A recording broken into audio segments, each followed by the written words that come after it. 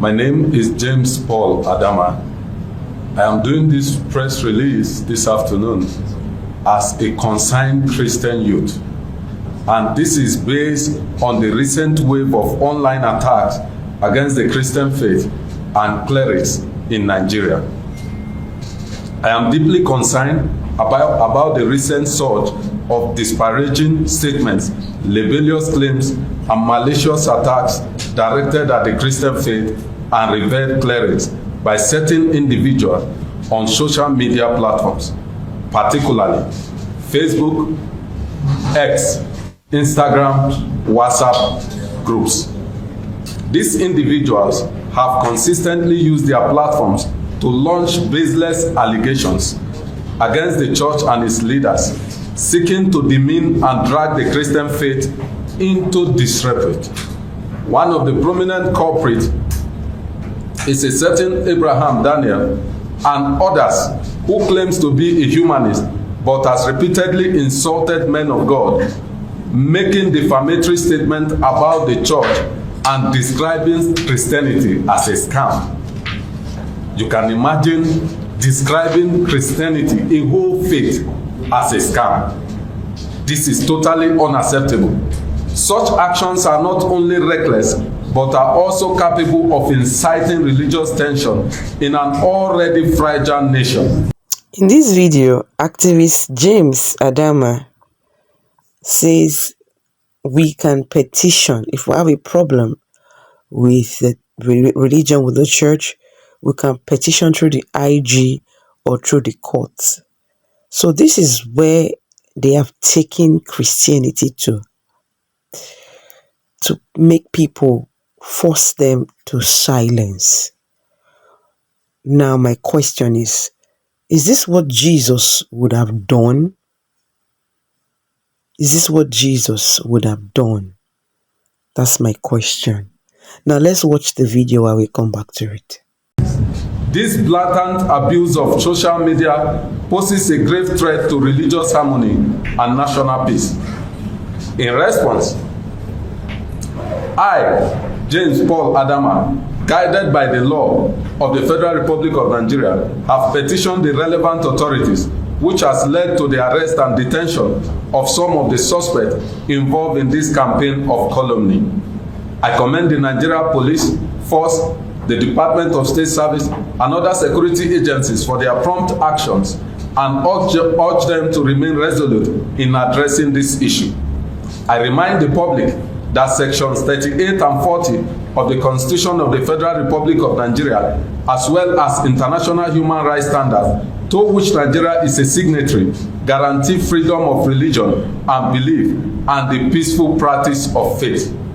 The targeted attacks on Christianity and its clerics constitute a gross violation of these provisions. I am fully committed to ensuring that such attacks do not go unchecked. I will not sit idle by while a few disgruntled elements seek to drag the Christian faith into the mud or sow seeds of discord in our nation. To this end, I am determined to pursue this matter to its logical conclusion, leaving no stone unturned to hold perpetrators accountable. Across the globe, the hazard of social media, especially cyberbullying, have assumed a worrisome dimension. In Nigeria, it is even more worrisome as these attacks are targeted at the Christian faith and our reputable leaders. Almost every content creator in Nigeria is using the mockery of Christianity and Christian leaders to ply their trade. This is denigrating, defamatory, and blasphemous to Christianity, and therefore unacceptable. No genuine Christian can watch the mockery and denigration of Christianity as is being done in Nigeria with indifference. The most vital part of every man's existence is his faith or belief system. We find the foundation of our existence as Christians and our hope for the future, both in this world and in the hereafter, threatened by the barrage of unwarranted attacks against our spiritual leaders. Most reputable leaders are either too big or too busy to engage detractors and we cannot sit idle and watch some malicious element attack their reputation with the aim of confusing the minds of their followers. These are the very people from whose mouth we receive the gospel of hope and salvation. By this, the activities of this individual, like I said, are breeding social anarchy, moral decadence, and lawlessness, with the overall implication of plunging our society, if not the whole nation, into an inferno of social and religious violence. Our country has grappled with the challenges of insecurity for so long. We cannot afford to open a new front for another form of violence and insecurity. Therefore, it is in all the overall interest of national security to address this social media brigandage called cyberbullying. These are the reasons why I cannot hold my peace. I am ready to use every applicable provision of the law to tackle this unwarranted, illogical, brazen, malicious, and ill-conceived attack on the Christian faith and reputable fathers of faith in Nigeria, regardless of denomination, until justice is served and sanity is restored. I give you an example. A particular blogger posted on both his X handle and Facebook handle accusing the Redeemed Christian Church of God and the highly revered Daddy Gio, Pastor E.A. Adeboye, and his son, Leke Adeboye, of giving their consent for the sodomization of youth in the RCCG. That is totally unacceptable. I heard another time one Abraham Daniel went online to state that Christianity as a whole is a scam. It is painful to watch one cherished faith being denigrated to this extent. And I am rising as a concerned youth to say enough, it is enough. It will no longer be acceptable. Not long ago also, someone called my attention to a publication where one Auntie Duni, or how she's called, saying that the speaking in tongue that a particular man of God is doing is calling a female genital inside the speaking in tongue. This, to be truly honest with you, is getting out of hand. And I am ready to address it using every process within the ambience of the law to ensure that these attacks stop. I am fully armed with the truth, and I know that the force of evil will always bow before good, as the wicked bows at the gate of the righteous. In conclusion, I want to reiterate the fact that the publicized arrests that were made few times about one acclaimed prophet from Lagos that was arrested. He was made to pass through the arms of the law. He was arrested and charged to court. But genuinely, from the depth of his heart, he pleaded, asked for forgiveness, and that was granted. I was behind this arrest. And lately, some others have also been arrested and are currently under prosecution. Investigation is ongoing to fish out those that are perpetrating this evil. Few days ago, the same Abraham came out to say he was arrested by one revered man of God. To be truly honest with you, there is no revered man of God involved in this. I am doing this, and I am single-handedly doing it. And what is my local standing on this? Because, number one, I am a member of the Christian community and a member of a denomination.